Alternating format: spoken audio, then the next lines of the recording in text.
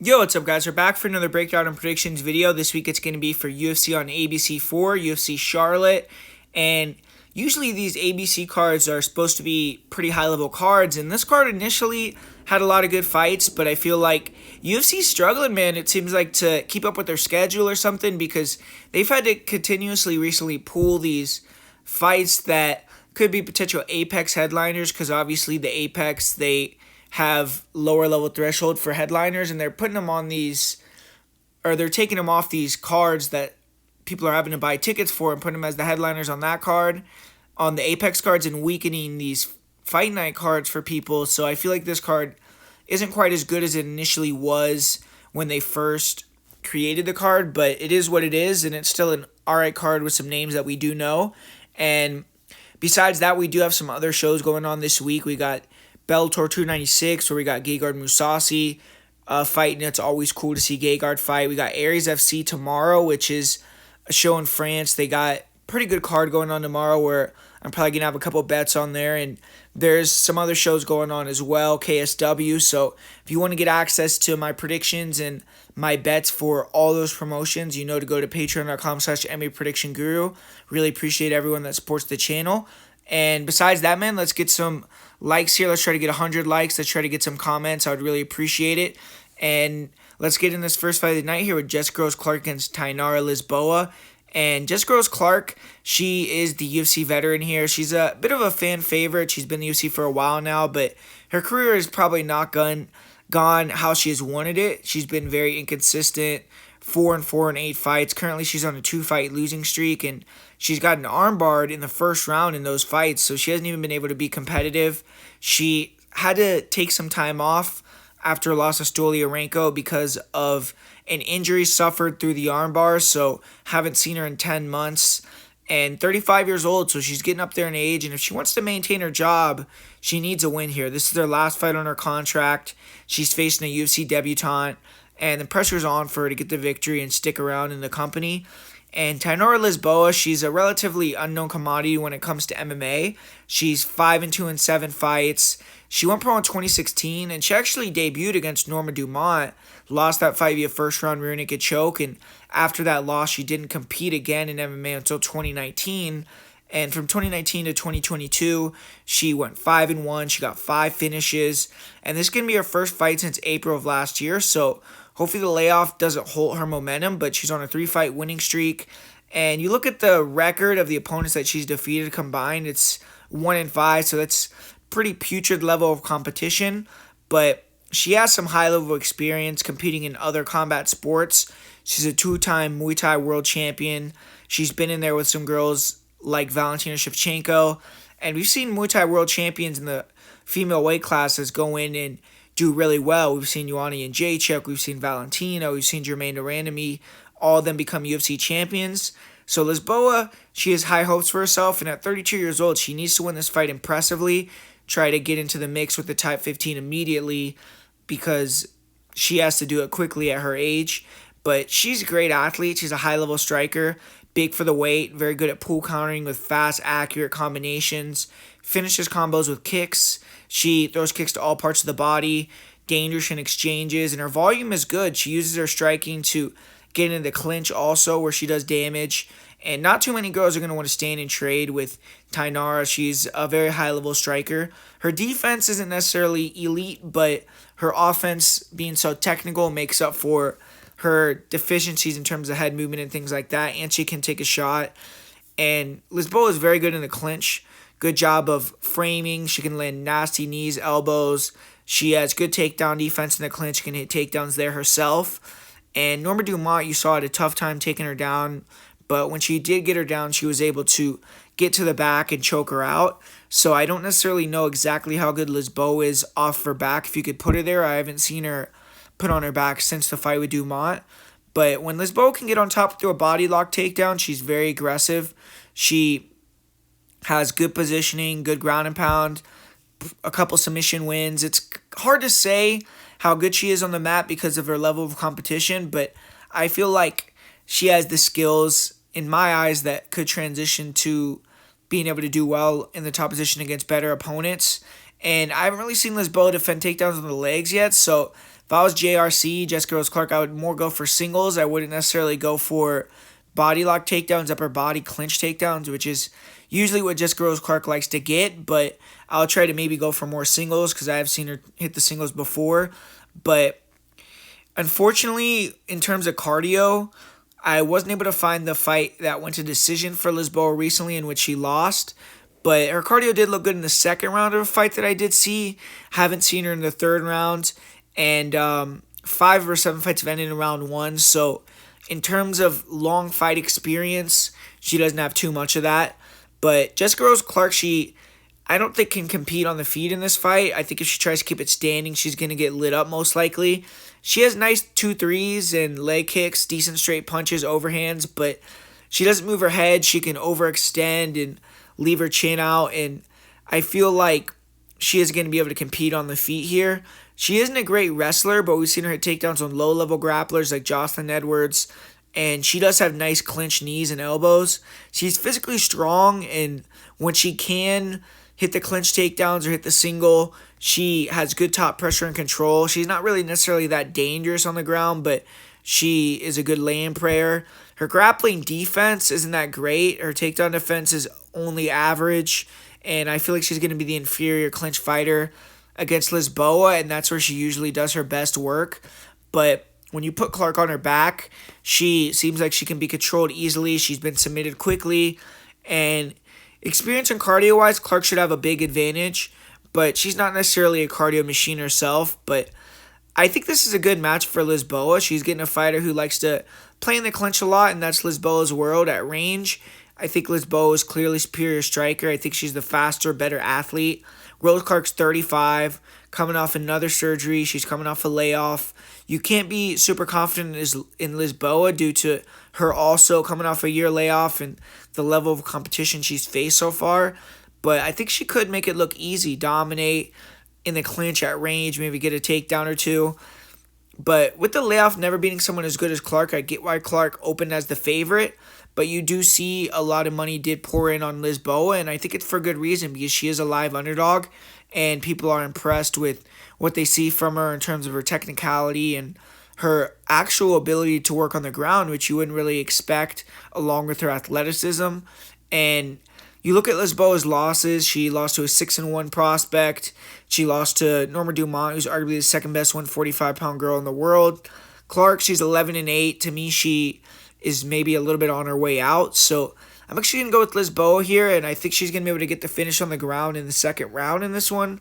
So going to take the slight underdog, or I think now it's like even money, but I'm going to take Tainara Lisboa to get the job done here over Jessica Rose Clark. And the second fight of the night here, we got a fight in the welterweight division between Gabe Green and Bryan Battle.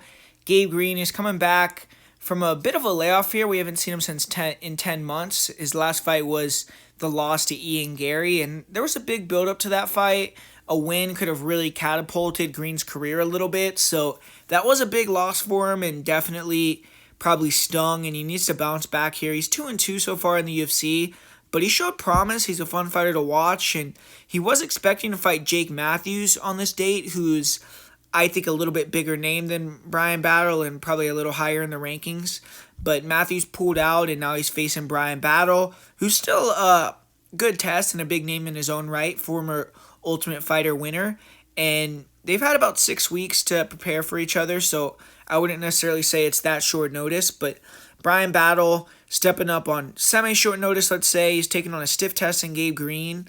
And he won the Ultimate Fighter at 185, and now he's fighting at 170. He actually had a big bang in his first fight at 170. He knocked out Takashi Sato less than a minute with that head kick, but had his 9-fight winning streak snapped his last fight where he got dominated against Renat Fakhretdinov.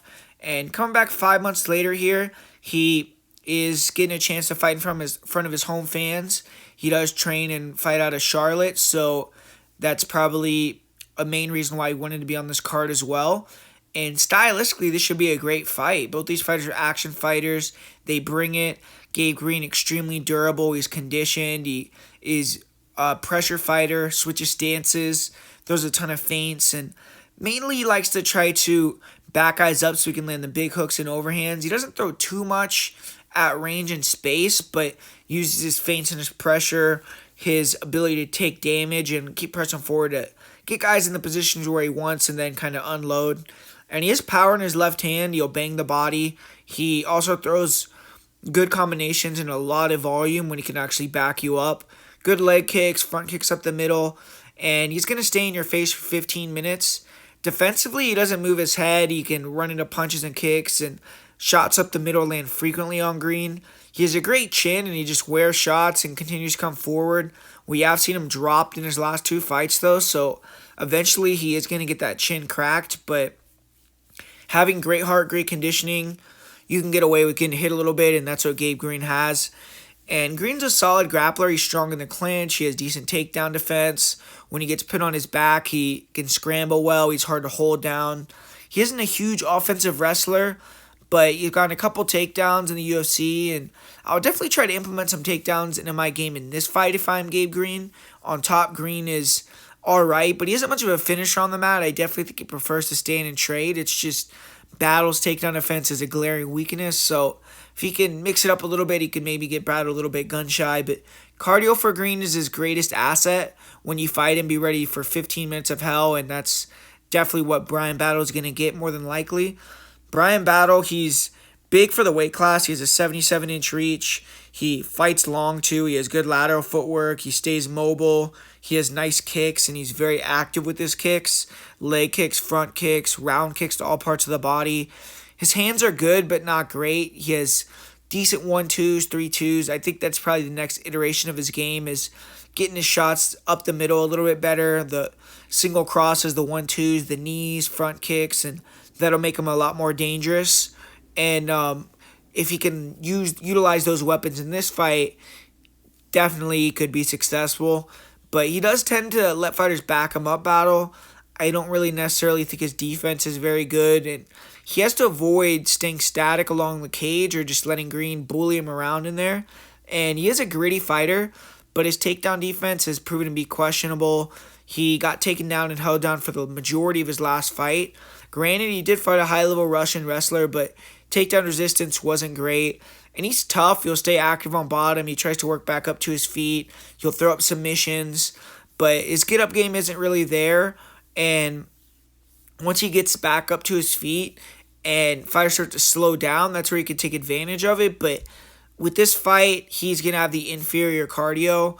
I don't think his gas tank is as good at 170 either. He has a taxing style and seemed like he got tired against Fakardinov, and Gabe Green is a cardio machine.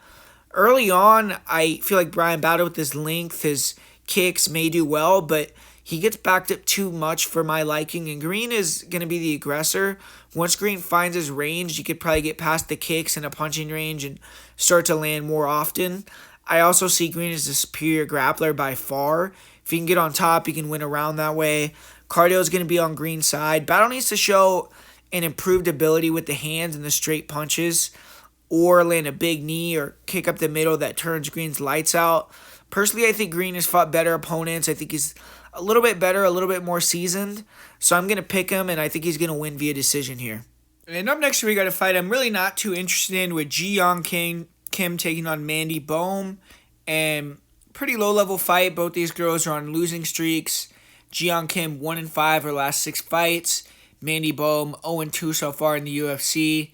And personally, I mean, I'm actually a fan of Ji Young Kim's fighting style. I think she's been in a lot of fights that have been fun to watch.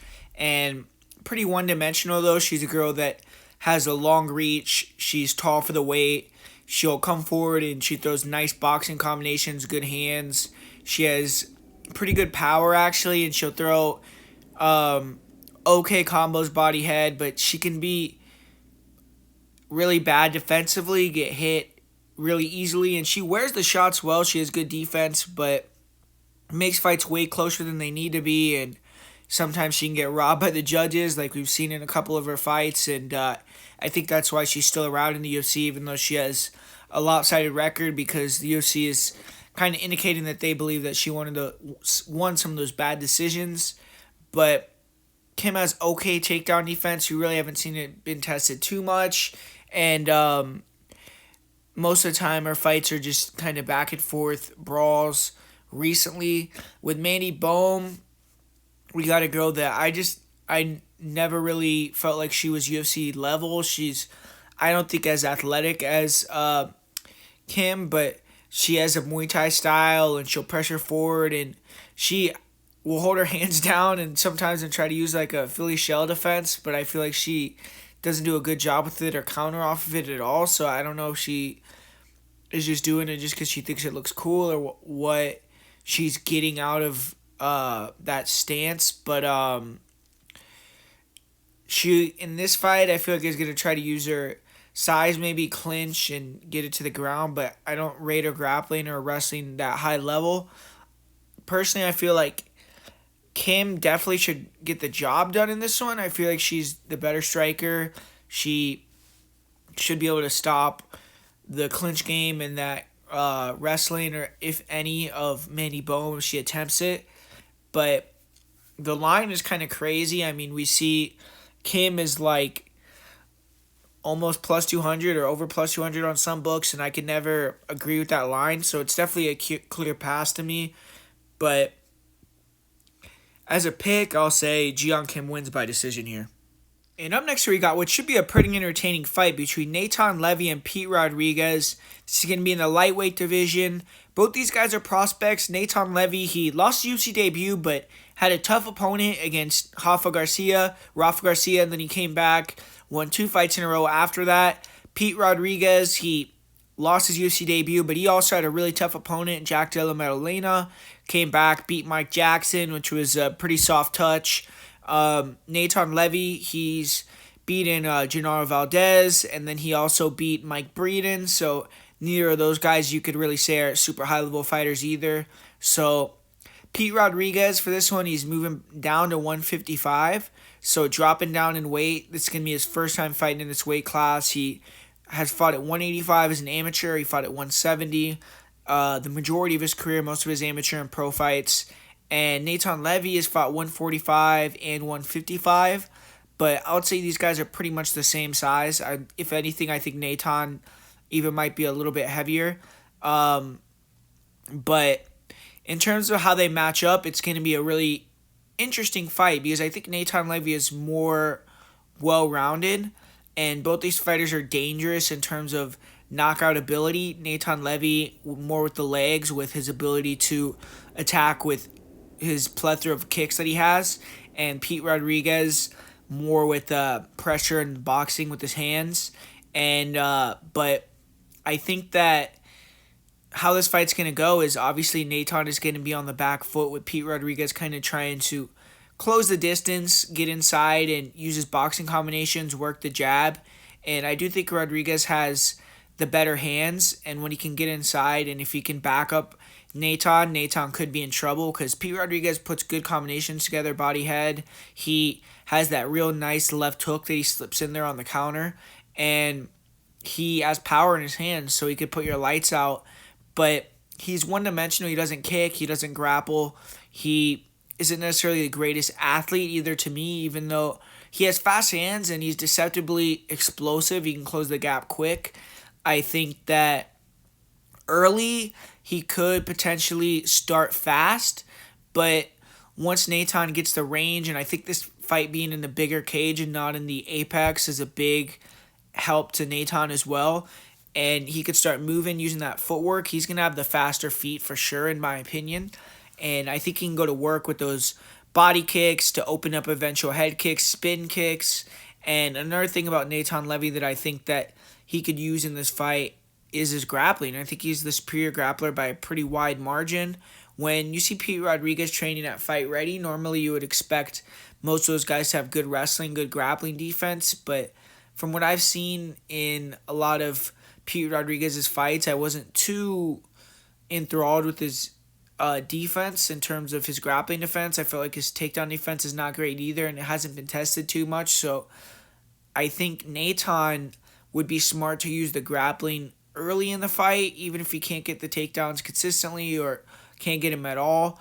It could give Pete Rodriguez a little bit of cause to pause, and anytime that they're at range, that's going to be Natan's world all day because he's going to be able to get off with the kicks. So I think if he could make Rodriguez worried about the wrestling, he could make him stick out at range a little bit more, and then really start to beat him up on the outside with the weapons that he likes to go to.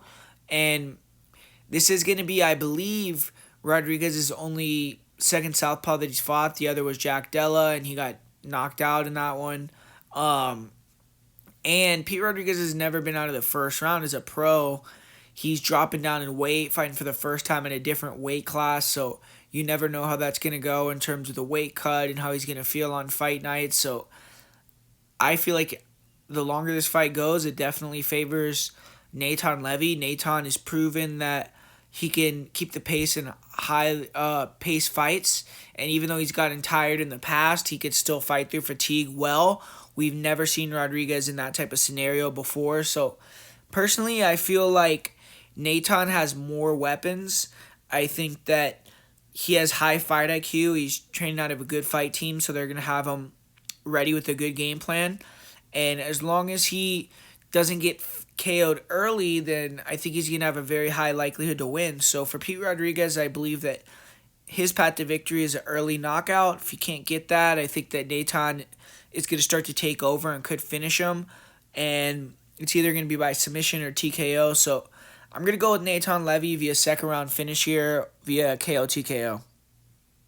And up next here, we got a pretty high-level fight with Cody Stamann taking on Douglas Silva de Andrade. And a similar fight stylistically, in my opinion, to the Natan Levy fight that we just talked about. Not necessarily, Stamann doesn't have the kicks and the ability to throw from range that Natan has, but he has the foot speed. He's going to be trying to move around, be the faster striker, and then time the takedowns. And Douglas Silva de Andrade is going to be trying to be the bull and try to get inside and find that big knockout shot. And Douglas Silva de Andrade, man, you got to be impressed with him and his ability to compete at an older age. Even though he's lost some of these recent fights that he's had, he's been in there with killers and pushed him, has had close decisions, put him in bad places. He got the big upset over Morozov, so definitely still someone that's been competitive and putting it down, even though he's been fighting a little bit infrequently until recently when he started picking it back up, and his age was a little older, so you weren't necessarily sure what direction his career was going to go, but he's been able to put in a couple more good years here in the back end. Cody Stamann, he is kind of trying to get that upward trajectory going again. He, at one point, was in the top 10 in the world. He actually fought Aljamain Sterling. I believe he was the favorite in that fight back in the day and ended up losing that one and then lost a few fights after that. And he fell completely out of the rankings, I believe, at one point. And his last fight, he went in there, he fought a UFC debutant. And it was actually a very close fight, but I believe that guy is actually a good fighter that he did fight. But it just shows how far Stamann fell in terms of the UFC's eyes to be fighting that type of opponent after fighting guys like Aljamain Sterling, Jimmy Rivera, fighters that were in the top 5 at one point in time. And now he's getting Douglas Silva de Andrade, who's kind of that top 15 gatekeeper. To me, he's a guy that they give to a lot of these prospects, and if they can get past Douglas Silva de Andrade, they get a big, stiffer test next. So Cody Stamann is kind of at that crossroads in his career. This is a good fight for him. If he can't beat Douglas Silva de Andrade, then I don't think you'll ever see him as a title contender again. You probably won't see him in the rankings too much longer, if ever again. And for Douglas Silva de Andrade, this is another chance to get a win over a relevant guy and prove that he's still a threat and he can still stick around and beat UFC level competition. So it's a good opportunity for both fighters. And like I said, I think it's going to play out with Douglas Silva de Andrade. He has that real good lead hook. He'll go to the body and then come up to the head with it. Big overhands, and he has that one-punch power. He's very explosive. He will throw a lot of spinning attacks as well. And if this is a pure striking fight, it's going to be very competitive because Douglas Silva de Andrade has a big power advantage. He is probably the more explosive guy, but he's going to be hesitant to just, in my opinion, close the gap and be real wild and use his full skill set, because Stamann is going to be in there looking to level change and take him down. And then when you look at Stamann striking, more touch striking, he's not really looking to hurt you too often usually, but he has a good jab and good footwork. He stays active with his side-to-side movement. He's fast, and he can close that distance quick, and he'll throw some straight shots, and then he mixes in the takedowns, and hard guy to kind of touch on the feet. He's evasive, and then when you do try to actually close the gap and get him down or corral him, he just takes you down, and then he's kind of just touching you with these shots that don't necessarily hurt you, but they can rack up points and win on the judges' eyes. And he did get that TKO over Eddie Wineland, but to me, Wineland, that was more an indication on where he was in his career than Stamen's power. But with this fight, I feel like Stamen is just going to be able to do his thing. I think he's going to be able to move around. He's going to make it difficult for Andrade to touch him and hit him and get Andrade in the type of fight that he wants, which is more of a boxing range type of fight. And I think that he might be able to mix in a takedown or two as well and just get a clean decision victory here. So Douglas Andrade is a tough customer for anyone. You got to respect him. And Stamen, I think, is going to have to fight to a good game plan to get the win. But I think he'll get the job done by decision. And up next here, we got a heavyweight fight. This is a fight that was supposed to go down a few weeks ago that I did break down already, so I'm not going to spend too much time on it, but Carl Williams versus Chase Sherman. The first time these guys were going to fight, Carl Williams was taking the fight on like 7 days notice or something. He just fought a couple weeks ago, and now he's getting much better circumstances. He's had a few weeks to train and get ready, and I was ready to pick him the first time they fought when he was just coming off the couch after having a fight. So obviously this time I'm still sticking with my pick with Carl Williams. I've never been a big Chase Sherman fan, and I feel like he's tough. He's someone that the UFC can call to come in on short notice. He'll fight anybody, and he is willing to go to war, but he has a bad gas tank. He's never improved his skill set in all the years he's been in the UFC, and to me that's a big indicator for me on like which fighters I like and don't like in terms of betting on someone. If someone never shows improvements, it's like, why are you in the UFC? Like, why are you not getting better? You're getting paid enough money where you likely don't have to get another job, especially with Sherman. He's gotten a few bonuses and things like that, so you should be working on your craft, trying to get better and trying to improve your skill set and get better with those deficiencies that happen over and over and over again. I mean, we're talking about a guy that's had 15, 16 UFC fights, so but when you're never correcting those mistakes, it's more an indication on kind of you're content with where you're at in your career, getting paid this money and going in there and fighting with the same deficiencies. But Carl Williams, he's a younger guy. He is someone that I believe has way more potential. I mean, the guy's extremely athletic. He is someone that has very good wrestling, which is something you don't see in the heavyweight division too often. And he seems tough. In his last fight, people were kind of dogging on him for his cardio, but I don't think Chase Sherman is going to be trying to get back up to his feet and working back up to his feet like Lucas Bresky did in the second and third round. I don't see him having that will to win like a Lucas Bresky, and even the ability to stand up off bottom like Bresky did. I think Bresky is just a little bit superior of a fighter. I do think Sherman is the heaviest hitter probably that Williams has ever fought, and Williams is a former 205er, but Williams is a big boy too, man. I mean, the guy's not small for the weight, if you ask me, and I don't see him giving him too many opportunities for Chase Sherman to touch him up clean. I think he's going to go to the wrestling almost right away and try to stay as safe as possible on the feet, get it to the ground, and try to control Sherman. Sherman has those leg kicks, which if he can get a few of those in there and get Carl Williams a little bit demobilized or not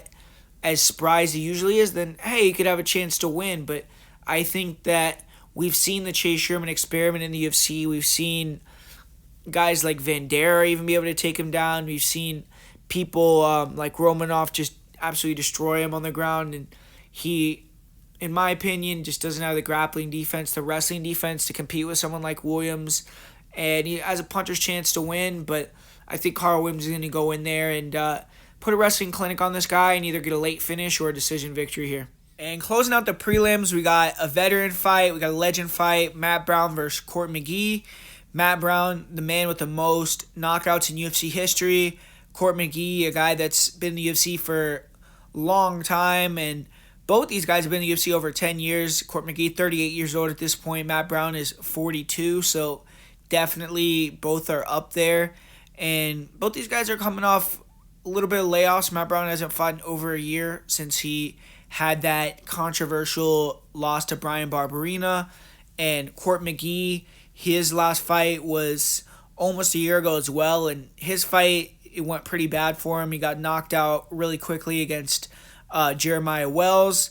And Wells is a very powerful, explosive guy. So obviously, if you get caught by his power, it's probably not going to be a good night for many people. But Court McGee, with his age, with the ability that McGee has shown to take damage in the past, and all the wear and tear that he's accumulated, to see him get knocked out cold like that in the first round, that could potentially be a bad indicator of signs to come. But he has taken an appropriate time off, and he's coming back in here. And you got to give respect to both these guys, man. I mean, both these guys have died and came back and given us years of entertainment. So even if they're not really at their best iterations right now, I'm always going to be willing to sit down in front of the TV and watch these two guys throw down. So it's going to be a fun fight. And it's not really a fight, in my opinion, that you could have a strong opinion on. To me, I mean, I think that Matt Brown, he is the smaller guy. I think Court McGee's probably a little bit bigger. And if it turns into a wrestling and a grappling match, I think Court McGee probably will be able to get on top and have the better cardio and grind it out.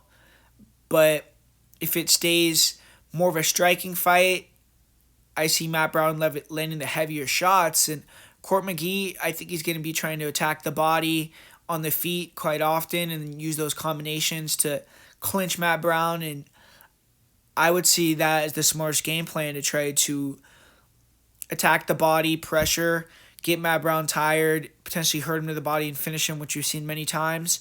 And then, try to impose the wrestling and the grappling. But we've seen Court McGee, it seems like he only uses his grappling when fighters try to take him down. Like when they try to take him down, he will reverse and get the takedown himself. But he's not necessarily a big guy that goes in there and pushes the wrestling offensively. So it's going to be interesting to see how Matt Brown plays this fight, because some fights, like his last fight, you'll see Matt Brown go in there and be working for the clinch takedowns. And obviously that clinch is a legendary position for Matt Brown with his elbows. But in this fight, I think he would be more smart to stay at range a little bit more and try to land those big power hooks and big punches over the top. And Court McGee is going to be there to get touched. And McGee's durability has been elite throughout the years. But something is telling me, man, that one knockout that he had, it could kind of be foreboding more knockouts. And Matt Brown is not the guy you want to get in there with when your chin could potentially be going. Matt Brown, even if he doesn't have the same skill set that he used to have, isn't quite as fast, athletic, he still has that power. And I don't know, it's an interesting one, because I think if it gets out of the first round, Court McGee could start to pull away. I don't trust Matt Brown's cardio, but Matt Brown's a big underdog, and I feel like this is closer to a 50-50 fight for me. So I'm going to say Matt Brown gets the knockout in the first round in this one, and pick the Immortal here. So I'm going with Matt Brown to get the job done. And kicking off the main card, we got a fight that I'm not a big fan of personally, because I like both these guys' styles. I like watching them, and I like betting on them. So putting them against each other, it kind of takes away my ability to bet on both of them or one or the other if I like their matchup. But it should be an entertaining fight. Both these guys going at it. Tim Means, Alex Morono. Both these guys, similar to the Matt Brown and Court McGee fight, they haven't been around quite as long, but these guys have been around in the UFC for a long time, and they've been competitive with some of the best guys in the weight class. So both these guys have earned respect. Alex Morono, his last fight, he almost got that signature win, man. It seems like he has beaten a lot of really good prospects, gotten some upset victories, but hasn't really gotten that win over like a marquee UFC fighter. And he had it right in his hands, man, against Santiago Ponzinibbio. He was pinging him up. He dropped him multiple times, was dominant throughout the majority of that fight. I feel like he proved he was probably the superior fighter, at least on that night. But, man, third round, he got caught with the shot and got taken out. He got knocked out. So, obviously, he didn't get that victory. He didn't get the job done. And that had to have been eaten out of him, man. I'm sure that he's going to be wanting to come in here and rectify that. But Tim Means is also coming in here off of a loss himself. And Tim Means is a guy that you never want to take lightly, man. This guy's a veteran. He's very savvy, and he can get the job done himself. I mean, the guy has, I believe, almost 20 UFC wins. Between both these guys, they probably have close to 40 UFC victories. So they both proven they could do it in the cage, but they're coming off kind of some bad performances. I mean, Tim Means has lost 2 in a row. Even though that fight, the last one he had with Max Griffin, I think it was a split. He needs to win here, and Morono obviously is coming off a good performance, but he doesn't want to lose 2 fights in a row either. And this should be very entertaining. I mean, Morono is the faster guy for sure, I believe. I feel like he has very underrated footwork. He moves around really well, has a nasty jab, good leg kicks, good front kicks, and then he times the overhands really brilliantly, man. The guy has great timing and just kind of moves around, times you. He could land very clean punches. And he doesn't have that one shot crazy KO power, but because he lands clean and accurate punches, he could drop you, he could stun you. We've seen him drop many guys in the UFC that have good chins. And Tim Means recently, I feel like, has gotten a little bit slower with his footwork, so that is going to be a big factor. I mean, Morono is probably going to be able to move around him at least for a while and land those big shots over the top. And Means' chin isn't what it used to be, so hopefully Means could still take those punches, still take that damage. He almost got knocked out against Max Griffin. He did get dropped and then submitted against Kevin Holland. But Tim Means in this fight, he's going to want to pressure. He's going to want to try to get inside and use his boxing combos, because I do think that if they get in boxing range and exchange, I think that Tim Means is a lot cleaner with the combinations and throws crisper shots on the inside. He also has nasty elbows, and I believe that he's the superior wrestler. I think that's another thing that Means is going to try to kind of implement in this fight. I think he's going to look to mix in some takedowns or at least some clinch control and try to mix it up on Morono, who's proven that he doesn't really have a great takedown defense, and even though he's a black belt in jiu-jitsu, his submission game isn't necessarily that high level. But Morono does have a couple chokes, front chokes, which Tim Means has been susceptible to, so maybe Morono could get a guillotine or something if he can hurt Means and get him to shoot a sloppy takedown. But I think this fight should be lined closer, personally, because I do think Morono's chin is a question mark. We've seen him knocked out multiple times now, and the last fight was a pretty bad knockout. But Means isn't necessarily a guy that you have to worry about hitting you with one shot and changing the fight. And I think Morono's going to be the cleaner guy with the better striking and offensive, just offensive striking in this fight. Means is going to have to mix in a couple takedowns and some grappling to win this one, I think. And I feel like it could go either way. It's going to be a competitive fight. This is another one I think the odds are a little off. But for this one, I'm going to go with Morono, and I'm going to pick him to win by decision in a pretty close competitive one. And for this next fight, we got Carlos Oberg taking on Ihor Potieria. And this fight I'm pretty confident in. I feel like Oberg is clearly the superior fighter in this matchup. Oberg did lose his UFC debut, but he's came in and looked really good in his last 2 fights. I feel like he's kind of corrected that wrong. He's gotten really nice knockout victories. And Ihor Potieria, his last fight, he got the biggest win of his career. He beat Shogun Rua. But obviously we all know that wasn't the real Shogun Rua that he beat. It was Shogun's last fight. And before that, he had lost his debut to Nicholas Negumereanu, where he got finished in the second round in that one after gassing out a little bit. But Potieria, I mean, he's kind of like in my opinion, like a very poor man's version of like a Jury. He is a wild striker, hands down, explosive, and will throw a lot of weird techniques coming forward, but leaves himself very susceptible to being hit on the counter. And I do think he has a good chin. Like, he could take punishment to eventually land the shot that he wants to land, but he wears down because he goes for it too much. He just doesn't really have a lot of rhyme or reason in terms of what he's trying to do, and he'll gas himself out and then become more susceptible to getting finished. And with Carlos Oberg, we got a guy that is very, very technical with what he's doing. He likes to work the counter 3-2s or 2-3s and then try to mix in those front kicks or round kicks, body head, and stays very clean and sharp. And the guy has big power.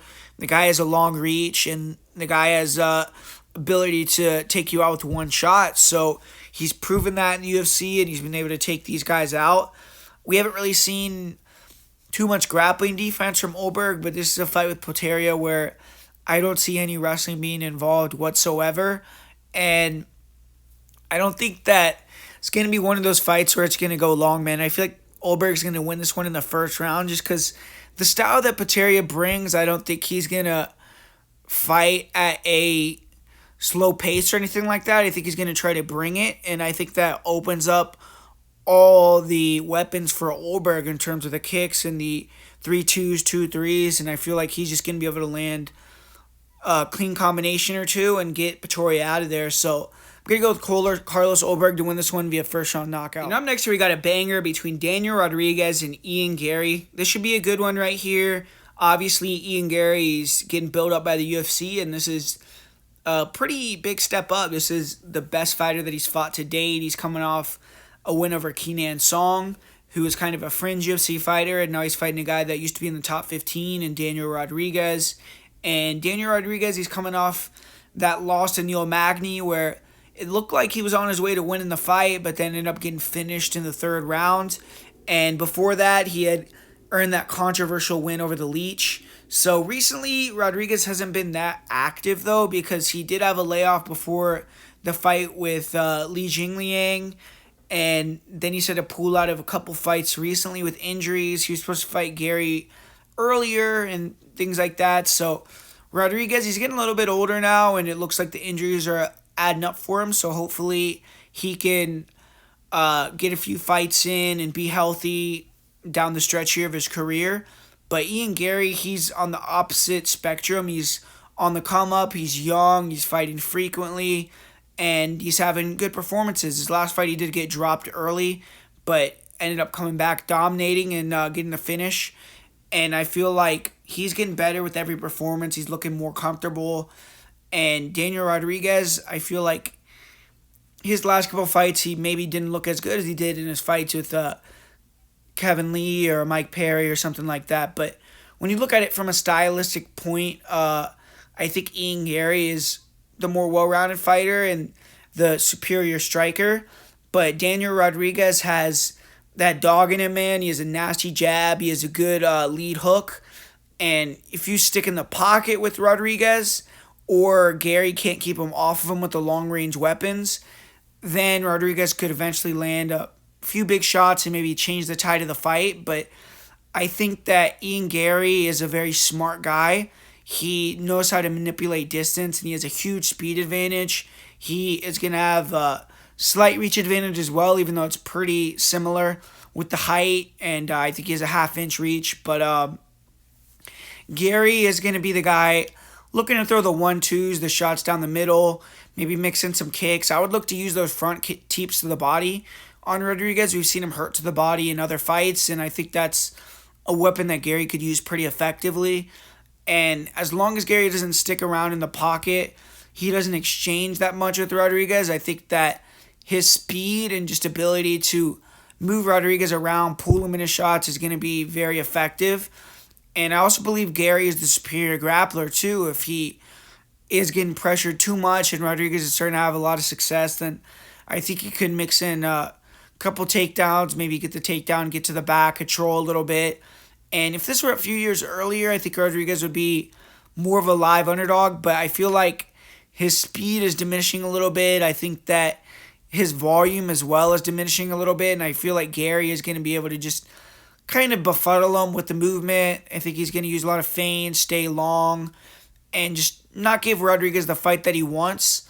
And even if it's kind of a boring performance or maybe not an offensive performance where Gary is looking for a big finish, I think it'll be a professional performance for Gary. I think he'll get the job done and win this one via decision. So I'm going with Ian Gary in this one to get the victory. And in the co-main event, we got Anthony Smith making his return after the leg break against Ankalaev. He's taking on Johnny Walker, who's built up some momentum, won 2 fights in a row recently. And this is going to be a crossroad fight for both guys. I mean, Anthony Smith, he still looking to make one more run for the title. Johnny Walker, he has gotten rebuffed a couple times, and this is going to be, one of his final runs, I believe, as well.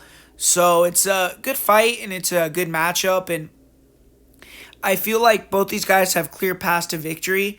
Johnny Walker, since he has joined SBG, has gotten a lot more technical, and sometimes that could be to his detriment, but in this particular matchup, I think that's exactly what he needs to do. He needs to be smart, use his range, use that jab, use his kicks, leg kicks, front kicks, and try to stay long, stay smart, and avoid the counters from Smith. And maybe even try to take Smith down a couple times. We've seen Walker's improved grappling offense in his recent fights, but what Johnny doesn't want to do is revert back to that old style that he has, get real wild, because that's exactly what Anthony Smith wants. I mean, sure, potentially Walker could go in there and get wild, explode on Anthony Smith and knock him out early, but Lionheart has proven to be super hard to get out of there, and he likes to stalk guys, be patient, and just wait for the 3-2 combinations and see if he can land on the counter, see if he can eventually hurt you, and then he'll start to kind of go on the hunt for the finish. When this guy gets someone hurt, he's a elite finisher, either on the feet or on the ground. And then obviously Anthony Smith has pretty good guards, so he could submit you from the guard. He also has a good top game, so that's kind of his weapons, or his ability to counterpunch. He has okay kicks, and then he can take it too. I mean, he has the ability to take a beating up front, get the finish late. His cardio is usually pretty on point, and his grappling is solid too. But I feel like he doesn't like taking damage that much. I mean, when he starts to take damage, he'll become defensive. You'll see him start to pull guard and just be content laying on his back, and he doesn't want to quit in there, but you'll see him start to kind of concede defeat and just accept that he's going to have to go to decision, like we've seen it against John Jones. We saw it in the fight with Rakic. So with this Johnny Walker fight, I think if Walker fights smart and attacks the legs, pressures, but doesn't do too much and stays at his distance, and then eventually gets Smith a little bit compromised, he could start to see Smith pull guard, and then he can have an easy night just controlling him on top and could win in the fight via decision or something like that. And then Walker, I believe, does have a chance to go in there and revert back to his old self and get knocked out. But I think it's an IQ test fight for Johnny Walker. I think he's the more well-rounded fighter. I think he has the skills to keep it on the feet and stay at range and point fight Smith to a decision victory, or eventually open up a big shot later in the fight. Or I think he could, get Smith to pull guard on him and then control him on top, or use his grappling a little bit more to get a decision too. And for Anthony Smith, I think his path to victory is most likely going to be a knockout or hurting Walker and submitting him. I don't think that a decision is that likely for Smith, and I don't think that Smith is going to win minutes in this fight that often. So personally, I feel like Walker is going to fight smart here. He on a 2-fight win streak. He's with a good gym now, and feel like he's finally going to start to turn the corner. But if he doesn't and he reverts back to his old ways, I could easily see Smith getting a first-round KO. So we'll see. I'm actually going to pick Walker by decision, which is a kind of strange method, but I think that he's going to be able to put some damage on Smith early, get Smith to start pulling guard on him, like I said, and then kind of coast a decision victory. So going to go with Johnny Walker in this one to get the job done. Finally, we got the main event, and personally, honestly, man, I'm not a big fan of this fight. I don't really get the point of giving Rozenstruik main events anymore. He has kind of been horrible in every main event that he's been, and they've been absolutely bore fests, but they've given him another main event here, and obviously with this one, they're trying to build up Jailton Almeida, but we just saw Rozenstruik win in 23 seconds with a knockout, and usually when he wins, it's either an early knockout or he is catching you at some point in the fight and putting you down. So we'll see what happens. I mean, you look at his losses in the UFC, he's got knocked out a couple times fast himself, but Most of his losses, when he does lose, or the other two, have been boring decision losses. And Jailton Almeida, I mean, this guy has been nothing short of a killer in the UFC. He's gone in, taken everyone out that he's fought. His last fight, he finished Shamil Abdurakhimov off in the second round. But we haven't seen him fight anyone that has that danger factor of Rozenstruik. I mean, Abdurakhimov, Anton Turkali, Parker Porter, even Danilo Marquez, these guys don't have the striking ability of a guy like Rozenstruik where they could finish the fight with one shot. It's going to be the first 5-round fight for Almeida too. So personally, I feel like it's like I can't pick Rozenstruik because his grappling is just at such a huge disadvantage. And I think Almeida has a chance to go down there and make it look easy right away, finish him fast like he's been doing. But he also definitely has a chance to get knocked out, I feel like. I mean, this is heavyweight. If Rozenstruik lands one punch, he could knock him out. And to have him lined at minus 500, I don't agree with that at all. I don't know how you could bet that price tag, especially with the guy as dangerous as Rozenstruik.